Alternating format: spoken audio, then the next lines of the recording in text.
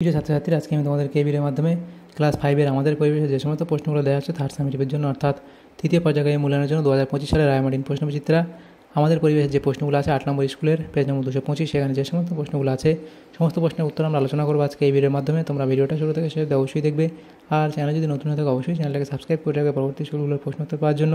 এবং এর আগের স্কুলগুলোর প্রশ্ন উত্তর আমরা আলোচনা করে দিয়েছি, তোমরা প্লেলিস্ট থেকে সেই প্রশ্ন উত্তরগুলো পেয়ে যাবে, তোমরা সেখান থেকে সেই প্রশ্ন উত্তরগুলো দেখে নিও। আজকে আমরা আলোচনা করবো দেখো এই 8 নম্বর স্কুলের প্রশ্ন উত্তরগুলো। তো এখানে দেখো যে প্রশ্নগুলো দেওয়া আছে এই প্রশ্ন উত্তরগুলো আমরা আলোচনা করবো, এবং এর যে পিডিএফ সেটা তোমরা পরবর্তীতে আমাদের টেলিগ্রাম চ্যানেল থেকে পেয়ে যাবে। ডেসক্রিপশনে আমাদের টেলিগ্রাম চ্যানেলের লিঙ্ক দেওয়া হয়েছে, সেখান থেকে তোমরা যুক্ত হয়ে যেতে পারবে, তাহলে পরবর্তীতে তোমরা পিডিএফগুলো সেখান থেকে পেয়ে যাবে। তো এখানে দেখো 10টা প্রশ্ন দেওয়া হচ্ছে, 1 নম্বর করে দেওয়া হচ্ছে। 1 দাগের প্রশ্ন, সঠিক উত্তরটি নির্বাচন করো। 1 দাগের 1, একটি পরিবেশ বান্ধব যানবাহন হলো। একটি পরিবেশ বান্ধব যানবাহন হলো, দেখো এখান থেকে হচ্ছে সাইকেল। এর পরবর্তী হচ্ছে প্রথম কাগজ তৈরি হয় চীনে, অপশান ক। এরপরে আছে তুবড়ি বানাতে লাগে কাঠ কয়লা, অপশান খ। এর পরবর্তী প্রশ্ন কি, সূর্য থেকে পৃথিবীতে আলো আসতে সময় লাগে, সেটা হবে 8 মিনিট, অপশান গ। এরপরে আছে চন্দ্রগ্রহণ হয়, তাহলে চন্দ্রগ্রহণ হয় কখন, তাহলে এর হবে কি পূর্ণিমা তিথিতে, অপশান ঘ। এরপরে আছে পশ্চিমবঙ্গে কয়লা খনি আছে, পশ্চিমবঙ্গে কয়লা খনি আছে, সেটা হবে রানীগঞ্জে, অপশান গ।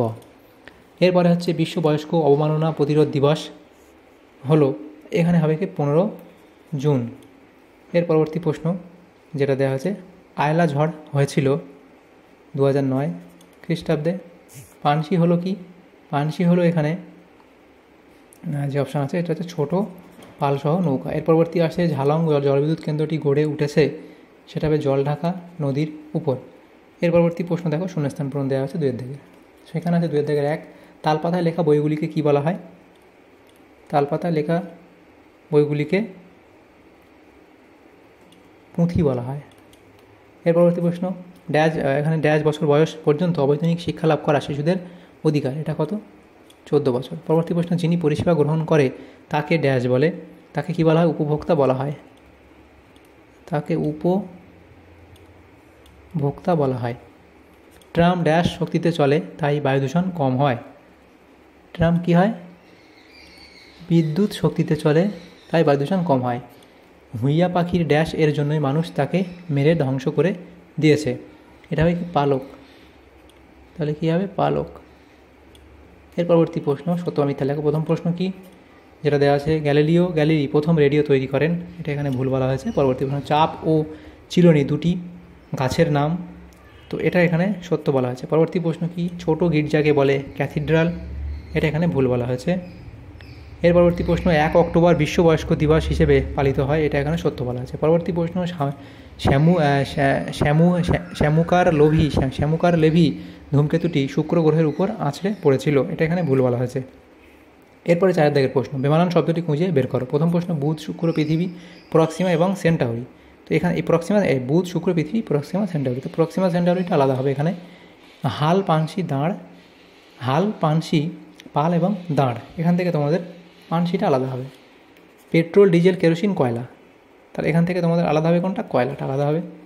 সৌরশক্তি জলবিদ্যুৎ জৈব গ্যাস এবং বায়ুশক্তি, এখান থেকে সৌরশক্তি জলবিদ্যুৎ জৈব গ্যাস এবং বায়ুশক্তি, তো এখান থেকে তোমাদের যেটা আলাদা হবে, এখান থেকে জৈব গ্যাসটা আলাদা হবে। এর পরবর্তী প্রশ্ন দেখো, কাক, চড়ুই, হুইয়া এবং বক, এখানে হুইয়াটা আলাদা হবে। তো দেখো এইটা একবার তোমরা দেখে নিও, এই প্রশ্নটা একবার দেখে নিও, 4-5 থেকে তোমাদের টিচার থেকে দেখে নিও, তোমাদের এই পরিবেশের টিচার থেকে। পরবর্তী প্রশ্ন দেখো দেওয়া আছে 5 দাগের প্রশ্ন, সেখানে বলা আছে নিচের প্রশ্নগুলির একটি বাক্যে উত্তর দাও। প্রথম প্রশ্ন কি, মেয়েদের কত বছর বয়সের নিচে বিবাহ দেওয়া উচিত নয়, সেটা লিখবে 18 বছর। এর পরবর্তী প্রশ্ন, পশ্চিমবঙ্গের প্রধান খনিজ সম্পদ কি, পশ্চিমবঙ্গের প্রধান খনিজ সম্পদ হলো কয়লা। এর পরবর্তী প্রশ্ন, জেলির শিশিতে ভারত সরকারের কোন ছাপ থাকে, তাহলে FPO। পরবর্তী প্রশ্ন, হড়পা বান কি, তাহলে লিখবে পার্বত্য অঞ্চলে, তাহলে 5.4। পার্বত্য অঞ্চলের নদীগুলি নুড়ি পাথর জমে অগভীর হয়ে গেছে, ফলে হঠাৎ প্রচুর বৃষ্টি হলে নদী অত জল বয়ে নিয়ে যেতে পারে না, তখন নদীর দুকুল ছাপিয়ে বিশাল জলপ্রবাহ সব কিছু ধুয়ে নিয়ে নিজের দিকে নামতে থাকে, একে হড়পা বান বলে। এর পরবর্তী প্রশ্ন, দুটি অপরিচিত শক্তির নাম লেখো, সৌরবিদ্যুৎ এবং সৌরশক্তি ও বায়ুশক্তি। সৌরশক্তি ও বায়ু শক্তি। এর পরবর্তী প্রশ্ন, বাম স্তম্ভ ডান স্তম্ভ মেলাও। তো এখানে যেটা দেওয়া আছে দেখো বাম দিকে হচ্ছে কি মাজার, সেটা হচ্ছে এখানে কবরস্থান। এর পরবর্তী প্রশ্ন সেটা হচ্ছে জেব্রা ক্রসিং, তাহলে সেটা কোনটার সাথে মিলবে? এখানে হেঁটে রাস্তা পার এবং সালফারের অক্সাইড এখানে হবে কি অ্যাসিড বৃষ্টি। এরপরে দেখো যেটা দেখা যাচ্ছে 6.4, সেটা বলা আছে কি এখানে জেনারেটর।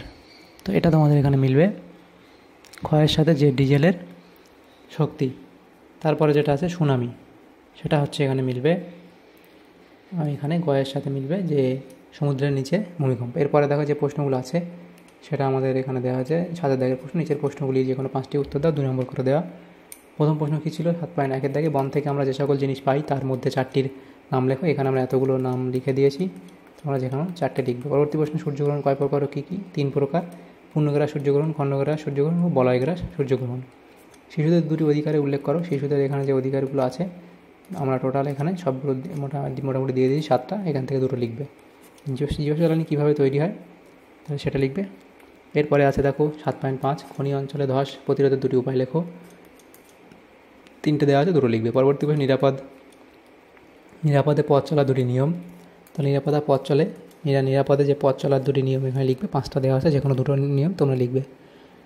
এর পরবর্তী 8 দাগের নিচের প্রশ্নগুলির যে কোনো একটি প্রশ্নের উত্তর দাও, 5 নম্বর করে দাও। প্রথম প্রশ্ন, চিত্রসহ সূর্যগ্রহণ বা চন্দ্রগ্রহণ সম্পর্কে 4টি বাক্য লেখো। এটা তোমরা লিখবে। সূর্যগ্রহণ, চন্দ্রগ্রহণ কী লিখবে। তারপরে চিত্রসহ জলচক্রের বর্ণনা দাও, লিখবে সূর্যের তাপ, পুকুর, নদী, সমুদ্রের জল বাষ্প হয়ে ওপরে উঠে যায়, ওপরে উঠে ঠান্ডা হয়ে মেঘে পরিণত হয়, মেঘ থেকে বৃষ্টি রূপে জল পুকুর, নদী, সমুদ্রে ফিরে আসে, সূর্যের তাপে আবার পাহাড়ের মাথায় সঞ্চিত বরফ গলে জল এবং পরে বাষ্প হয়ে উপরে উঠে যায়। এইভাবে জল কখনো মেঘে, কখনো বৃষ্টি, আবার কখনো বরফ রূপে আকাশ আর পৃথিবীর মধ্যে ক্রমাগত ঘুরে চলেছে। একে জলচক্র বলে। এটা তোমরা আঁকবে যে জলচক্র, পাহাড়ের মাথায় মেঘ ও বরফ, তারপর বৃষ্টি ও পাহাড়ি নদী, তার মাধ্যমে আবার জলাশয়, নদী, সমুদ্র, সেখান থেকে আবার জলীয় বাষ্প, তারপর আবার পাহাড়ের মাথায় মেঘ ও বরফ, এভাবে আঁকবে। তাহলে এর পরবর্তী কী প্রশ্ন আছে দেখো। তাহলে দেখো আমাদের এখানে এই প্রশ্নগুলি ছিল। তোমাদের যদি সামান্য উপকার এসে থাকে ভিডিওটা অবশ্যই লাইক করবে এবং বেশি বেশি করে বন্ধুদের সাথে শেয়ার করবে। আর পরবর্তী স্কুলগুলো প্রশ্নোত্তর পাওয়ার জন্য অবশ্যই তোমরা আমাদের চ্যানেলটাকে সাবস্ক্রাইব করে রাখবে। Thanks for watching.